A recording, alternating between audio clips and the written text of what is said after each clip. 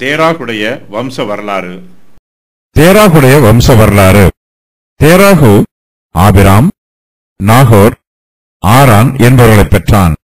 ஆரான் லோத்தை பெற்றான். ஆரான் தன் ஜன்ம பூமியாகிய ஊர் என்கிற கல்தேயர் தேசத்து பட்டணத்திலே தன் தகப்பனாகிய தேராகு மரிக்கும் முன்னே மரித்தான். ஆபிராமும் நாகோரும் தங்களுக்கு பெண் கொண்டார்கள். ஆபிராமுடைய மனைவிக்கு சாராய் என்று பெயர், நாகோருடைய மனைவிக்கு மில்காள் என்று பெயர். இவள் ஆரானுடைய குமாரத்தி. அந்த ஆரான் மில்காளுக்கும் இஸ்காலுக்கும் தகப்பன். சாராய்க்கு பிள்ளை இல்லை, மலடியாயிருந்தாள். தேராகு தன் குமாரனாகிய ஆபிரகாமையும் ஆரானுடைய குமாரனும் தன் பேரனுமாயிருந்த லோத்தையும் தன் குமாரன் ஆபிராமுடைய மனைவியாகிய தன் மருமகள் சாராயையும் அழைத்துக் கொண்டு அவர்களுடனே ஊர் என்கிற கல்தேயருடைய பட்டணத்தை விட்டு கானான் தேசத்துக்கு போக புறப்பட்டான். அவர்கள் ஆரான் மட்டும் வந்தபோது அங்கே இருந்து விட்டார்கள். தேராகுடைய ஆயுசு நாட்கள் 205 வருஷம். தேராகு ஆரானிலே மரித்தான். தேராகுடைய வம்ச வரலாற்றில் ஆபிரகாமின் சரித்திரம் ஆரம்பமாகிறது. ஆபிரகாம் பழைய ஏற்பாட்டிலும் புதிய ஏற்பாட்டிலும் மிகவும் முக்கியமானவர். இவர் ஊர் என்கிற கல்தேயர் தேசத்து பட்டணத்தை சேர்ந்தவர். இந்த பட்டணத்தில் விக்கிரகாராதனை அதிகமாயிருந்தது. தேராகுவின் வம்சத்தார் இந்த பட்டணத்தில் வாசம் பண்ணினார்கள். இவர்கள் எல்லோரும் ஏபேரின் சந்ததியை சேர்ந்தவர்கள். வாக்குத்தத்த தேசத்தை சுதந்திரித்துக் கொள்கிறவர்கள் கர்த்தருடைய கிருபையினாலேயே அந்த தேசத்தை சுதந்திரித்துக் கொள்கிறார்கள்.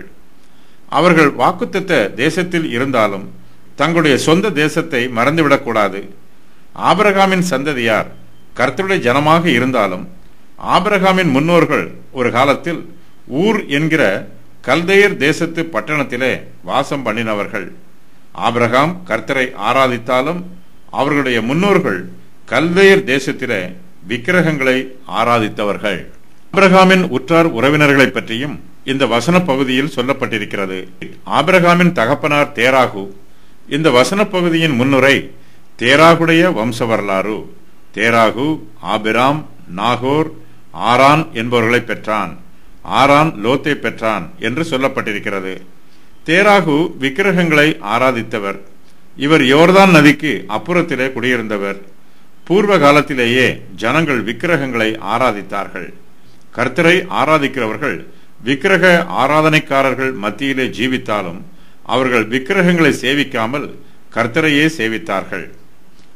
அப்பொழுது யோசுவா சகல ஜனங்களையும் நோக்கி, இஸ்ரவேலின் தேவனாகிய கர்த்தர் சொல்லுகிறது என்னவென்றால், பூர்வத்திலே உங்கள் பிதாக்களாகிய ஆபிரகாமுக்கும் நாகோருக்கும் தகப்பனான தேராகு என்பவன் நதிக்கு அப்புறத்திலே குடியிருந்த போது அவர்கள் வேறே தேவர்களை சேவித்தார்கள். யோசுவா 24:2. ஆபிரகாமின் சகோதரரை பற்றியும் இந்த வசன பகுதியில் சொல்லப்பட்டிருக்கிறது. நாகோர், ஆரான் ஆகியோர் ஆபிரகாமின் சகோதரர்கள். ஈசாக்கும் யாக்கோபும் நாகோரின் குடும்பத்திலிருந்து தங்களுக்கு மனைவிகளை பெற்றுக்கொண்டார்கள். ஆரான் லோத்தின் தகப்பனார். ஆரான் தன் ஜென்ம பூமியாகிய ஊர் என்கிற கல்தேயர் தேசத்து பட்டணத்தில் தன் தகப்பனாகிய தேராகு மரிக்கும் முன்னே மரித்தார். ஊர் என்கிற கல்தேயர் தேசத்து பட்டணம் இப்பொழுது ஐபிராத்து நதியின் மேற்கு கரையில் உள்ளது. இதன் தற்காலத்து பெயர் முகேயீர் என்பதாகும். பெற்றோர் மரித்த பின்புதான் பிள்ளைகள் மரிப்பார்கள் என்னும் நியதி எதுவும் இல்லை. பெற்றோர் மரிப்பதற்கு முன்பாகவே அவருடைய பிள்ளைகள் மரித்து போவதற்கு வாய்ப்புள்ளது. எல்லோருக்கும் மரணம் வரும். அது வயதின் அடிப்படையில் வரும் என்று சொல்ல முடியாது. ஒவ்வொருவருக்கும் நியமிக்கப்பட்ட காலத்திலேயே அவர்களுக்கு மரணம் வரும். காரிருளும் மரண அந்தகாரமுமான இருண்ட தேசமும் இருள் சூழ்ந்த ஒழுங்கில்லாத மரண அந்தகாரமும் உள்ள தேசமும் ஒளியும் இருளாகும் தேசமாகிய போனால் திரும்பி வராத தேசத்துக்கு நான் போகும் முன்னே நான் சற்று இளைப்பாறும்படி நீர் என்னை விட்டு ஓய்ந்திரும் என்றான். யோபு 10:21-22. ஆரான் தன் ஜென்ம பூமியாகிய ஊர் என்கிற கல்தேயர் தேசத்து பட்டணத்திலே மரித்தார். தேராகும் அவருடைய குடும்பத்தாரும் விக்கிரகாராதனை நிரம்பிய ஊர் பட்டணத்திலிருந்து வெளியேறுவதற்கு முன்பாகவே ஆரான் அந்த பட்டணத்தில் மரித்து போனார். ஆபிரகாமின் மனைவியாகிய சாராய் ஆரானுடைய குமாரத்தி. ஆபிராமும் நாகோரும் தங்களுக்கு பெண் கொள்கிறார்கள். ஆபிராமுடைய மனைவிக்கு சாராய் என்று பெயர், நாகோருடைய மனைவிக்கு மில்காள் என்று பெயர். இவள் ஆரானுடைய குமாரத்தி. அந்த ஆரான் மில்காளுக்கும் இஸ்காளுக்கும் தகப்பன். சாராய் என்னும் பெயர் பரிசுத்த வேதாகமத்தில் 59 தடவை பயன்படுத்தப்பட்டிருக்கிறது.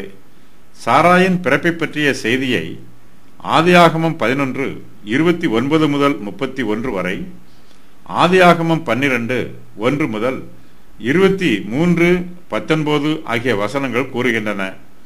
சாராயை பற்றிய மற்ற செய்திகள் ஆதியாகமம் 24:36, ஆதியாகமம் 25:10, ஆதியாகமம் 49:31 ஆகிய வசனங்களில் உள்ளன.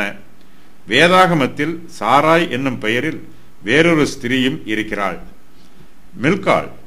வேதாகமத்தில் மில்காள் என்னும் பெயரில் வேறொரு ஸ்திரீயும் இருக்கிறாள். இஸ்காள் என்பது சாராயை குறிக்கும் என்று யோசபஸ் கூறுகிறார். ஆனால் ஆதியாகமம் 11, 27, 29 ஆகிய வசனங்களிலிருந்து இந்த கருத்து தெளிவாக இல்லை. சாராய் ஆபிரகாமின் ஒன்றுவிட்ட சகோதரி. ஆபிரகாம் சாராளை பற்றி சொல்லும்போது அவள் தன்னுடைய தகப்பனாரின் குமாரத்தி என்று சொல்லுகிறார். அவளை தன்னுடைய தாயாரின் குமாரத்தி என்று சொல்லவில்லை. சாராய் ஆபிராமை விட 10 வருஷம் வயதில் இளையவள். சாராய்க்கு பிள்ளை இல்லை, அவள் மலடியாய் இருக்கிறாள். அவள் என் சகோதரி என்பதும் மெய்தான். அவள் என் தகப்பனுக்கு குமாரத்தி, என் தாய்க்கு குமாரத்தி அல்ல. அவள் எனக்கு மனைவியானாள். ஆதியாகமம் 20:12.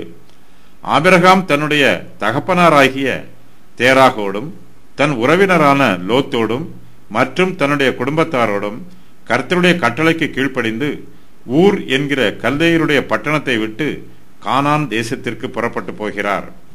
தேராகு தன் குமாரராகிய ஆபிராமையும் ஆரோனுடைய குமாரனும் தன் பேரனுமாய் இருந்த லோத்தையும் தன் குமாரன் ஆபிராமுடைய மனைவியாகிய தன் மருமகள் சாராயையும் அழைத்து கொண்டு அவர்களுடனே ஊர் என்கிற கல்தேயருடைய பட்டணத்தை விட்டு கானான் தேசத்துக்கு போக புறப்பட்டான். அவர்கள் ஆரான் மட்டும் வந்தபோது அங்கே இருந்து விட்டார்கள். ஆபிரகாமே தேவனுடைய அழைப்பை பெற்றவர். தேராகு தேவனுடைய அழைப்பை பெறவில்லை. ஆரான் மெசபத்தோமியாவில் வடகிழக்கில் உள்ள பகுதி. இது பேலியாஸ் நதிக்கரையில் அமைந்திருக்கிறது. இந்த நதியில் ஐபிராத்து நதி கலக்கிறது. இது நினிவேயில் இருந்து கர்கமீஷுக்கு செல்லும் பாதையில் உள்ள வியாபார மையம். இந்த இடத்தில் உள்ள ஜனங்கள் சந்திரனை சீன் என்னும் தெய்வமாக வழிபடுகிறார்கள். ஈசாக்கும் யாக்கோபும் இந்த பகுதியிலிருந்து தங்களுக்கு மனைவிகளை திருமணம் செய்கிறார்கள். கர்த்தர் ஆபிரகாமை நோக்கி, நீ உன் தேசத்தையும் உன் இனத்தையும் உன் தகப்பனுடைய வீட்டையும் விட்டு புறப்பட்டு நான் உனக்கு காண்பிக்கும் தேசத்துக்கு போ. நான் உன்னை பெரிய ஜாதியாக்கி உன்னை ஆசீர்வதித்து உன் பேரை பெருமைப்படுத்துவேன். நீ ஆசீர்வாதமாய் இருப்பாய். உன்னை ஆசீர்வதிக்கிறவர்களை ஆசீர்வதிப்பேன். உன்னை சபிக்கிறவனை சபிப்பேன். பூமியில் உள்ள வம்சங்களெல்லாம் உனக்குள் ஆசீர்வதிக்கப்படும். ஆதியாகமம் 12:1 முதல் 3 வரை. கர்த்தர் ஆபிரகாமுக்கு சொன்னபடியே அவர் புறப்பட்டு போகிறார். லோத்தும் ஆபிரகாமோட கூட போகிறார். ஆபிராம் ஆரோனை விட்டு புறப்பட்ட போது 75 வயது உள்ளவராய் இருக்கிறார். அவர்கள் ஆரான் மட்டும் வந்தபோது அங்கே இருந்து விடுகிறார்கள். ஆரான் ஊருக்கும் கானானுக்கும் நடுவில் உள்ளது. தேராகு ஆரானிலே மரித்து போகிறார். தேராகுடைய ஆயுசு நாட்கள் 205 வருஷம். தேராகு மரிக்கும் வரையிலும் அவர்கள் ஆரானிலே இருக்கிறார்கள். தேராகு ஒருவேளை வயது முதிர்ந்தவராக இருப்பதினால் அவரால் பிரயாணம் பண்ண முடியாமல் இருந்திருக்கலாம். அல்லது அவர்கள் கானானுக்கு தொடர்ந்து பிரயாணம் பண்ண வேறு ஏதாவது தடைகள் ஏற்பட்டிருக்கலாம். கர்த்தர் அவர்களை கானான் தேசத்திற்கு போகச் சொன்னார். ஆனால் அவர்களோ கானானுக்கு வந்து சேராமல் ஆரானிலே தங்கி இருக்கிறார்கள். இவர்களைப் போலவே அநேகர் தங்கள் ஆவிக்குரிய பிரயாணத்தில் கானானுக்கு வந்து சேராமல் ஆரானிலே தங்கி விடுகிறார்கள். அவர்கள் தேவனுடைய ராஜ்யத்திற்கு தூரமாய் இல்லை, அதற்கு அருகாமையில் தான் இருக்கிறார்கள். ஆனாலும் அவர்கள் தேவனுடைய ராஜ்யத்திலே பிரவேசிக்கவில்லை.